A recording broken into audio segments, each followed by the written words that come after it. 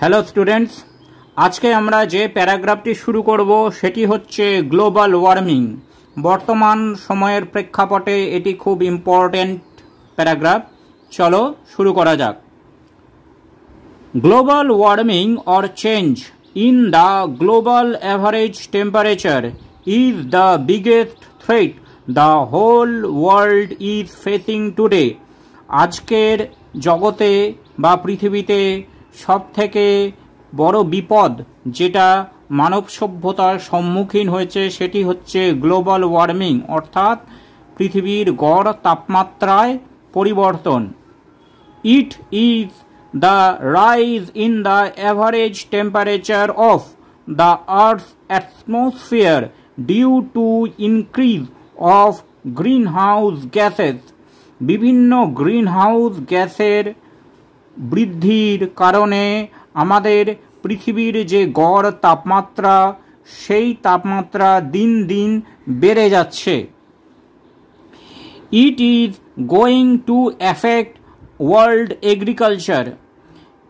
এই global warming বা পৃথিবীর গড় তাপমাত্রা বৃদ্ধির কারণে পৃথিবীর বিভিন্ন জায়গায় কৃষিকাজ ক্ষতিগ্রস্ত হচ্ছে।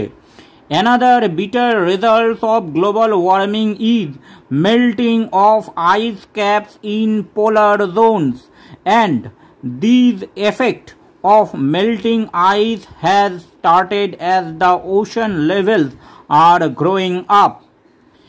গ্লোবাল ওয়ার্মিং এর ফলে বিভিন্ন জায়গায় যে বরফ শৃঙ্গ বা আইস ক্যাপ রয়েছে আমাদের মেরু অঞ্চলে, সেইগুলো গলতে শুরু করেছে এবং এর ফলে আমাদের বিভিন্ন জায়গায় সমুদ্রের যে উচ্চতা বা সমুদ্রের স্তর, জলস্তর বিভিন্ন জায়গায় বাড়তে শুরু করেছে।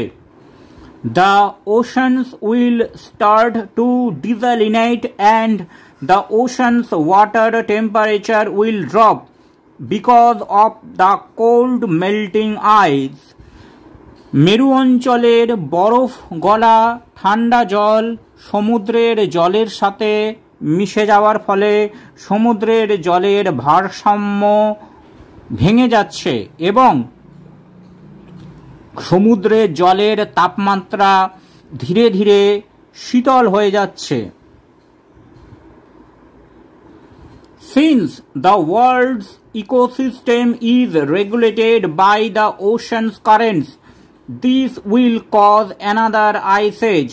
যেহেতু আমাদের পৃথিবীর বাস্তুতন্ত্র নিয়ন্ত্রিত হয় সমুদ্রের ঢেউ ও বায়ুস্তরের তারতম্যে, এটা আমাদের আরও একটি বরফ যুগ বা আইস এজ এর সূচনা করতে সাহায্য করতে পারে। Human civilization cannot survive. আর সেই আইস এজ বা বরফের যুগ যদি শুরু হয় তাহলে মানব সভ্যতা আর বেঁচে থাকতে পারবে না। The world's agriculture can not sustain the world's population during an ice age. Ice age শুরু হলে আমাদের পৃথিবীতে সেই পরিমাণ কৃষিকার্যই করা যাবে না যা আমাদের জনসংখ্যাকে ধারণ ও পোষণ করার জন্য দরকার। These changes are caused by man-made greenhouse gases released in the environment. এই ধরনের ঘটনার প্রধান কারণ হচ্ছে মানুষের দ্বারা বিভিন্ন কারণে নিঃসৃত গ্রিন হাউস গ্যাস, যা আমাদের পরিবেশে মিশে পরিবেশের উষ্ণতা বৃদ্ধি করছে। We should plant more trees and take control on greenhouse gases to save mankind from this danger.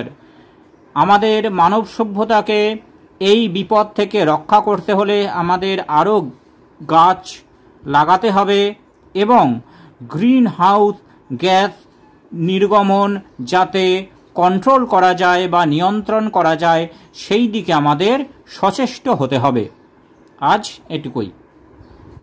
Thanks for watching this video. তোমরা ফেসবুক এবং ইমেলে কন্ট্যাক্ট করতে পারো।